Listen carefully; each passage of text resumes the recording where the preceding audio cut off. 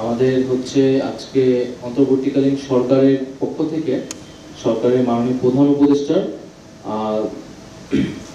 ত্রাণ ও কল্যাণ তহবিল থেকে 100 কোটি টাকার একটি ফান্ড এই জুলাই শহীদ স্মৃতি ফাউন্ডেশনে অনুদান হিসেবে দেওয়া হয়েছে।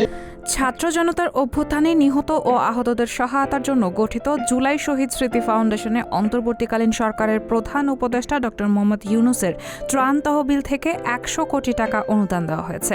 ত্রাণ ও কল্যাণ তহবিল থেকে 100 কোটি টাকার একটি ফান্ড এই জুলাই শহীদ স্মৃতি ফাউন্ডেশনে অনুদান হিসেবে দেওয়া হয়েছে। মঙ্গলবার সন্ধ্যায় ফরেন একাডেমিতে এক সংবাদ সম্মেলনে এই তথ্য জানিয়েছেন ডাক ও টেলিযোগাযোগ এবং তথ্য ও সম্প্রচার উপদেষ্টা নাহিদ ইসলাম। তিনি বলেন, 1 সপ্তাহের মধ্যে আহতদের আর্থিক সহায়তা শুরু এবং এরপর এককালীন ও মাসিক হিসেবে আর্থিক সহায়তা করা হবে। ফাউন্ডেশন এবং পরবর্তীতে এককালীন একটি ভাতা, এককালীন একটি গ্র্যান্ট দেওয়া হবে এবং হচ্ছে মাসিক একটি ভাতার ব্যবস্থা করা হবে।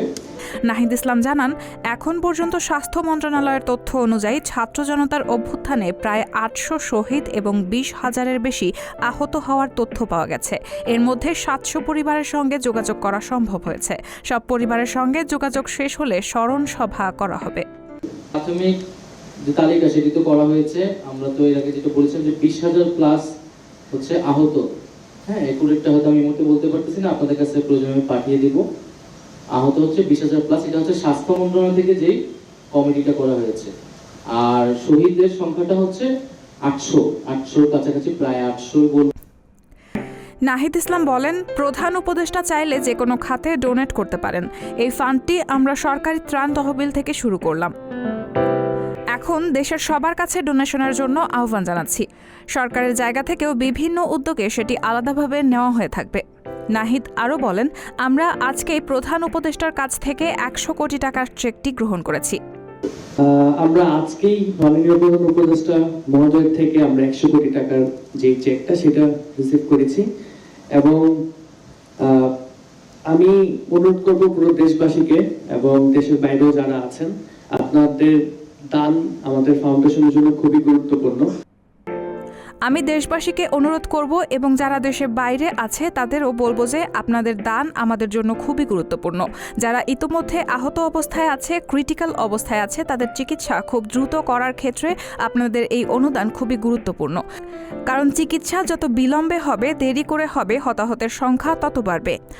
আপনাদের সবার কাছে অনুরোধ করব, যত দ্রুত সম্ভব আমাদের ফান্ডের পাশে এসে দাঁড়ান, দান করা শুরু করেন। দেশে বা বিদেশ থেকে কোনো ফান্ড এসেছে কিনা, আসলে তা কত টাকা, এমন প্রশ্নের জবাবে নাহিদ ইসলাম বলেন, আজকের সরকারের কাছ থেকে 100 কোটি টাকার চেক নিয়ে কার্যক্রম শুরু করলাম। আজকে আনুষ্ঠানিকভাবে সবার কাছে আহ্বান জানাচ্ছি। সংবাদ সম্মেলনে মাহবুবুর রহমান স্নিগ্ধ, কমিটির সদস্য ও উপদেষ্টা আসিফ মাহমুদ সজীব ভুইয়া উপস্থিত ছিলেন। গত 12 সেপ্টেম্বর ডক্টর মোহাম্মদ ইউনূসকে সভাপতি এবং মুগ্ধর যমজ ভাই মীর মাহবুবুর রহমান স্নিগ্ধকে সেক্রেটারি করে 7 সদস্যের জুলাই শহীদ স্মৃতি ফাউন্ডেশন গঠন করা হয়। রাহানা মুন, সবার কথা।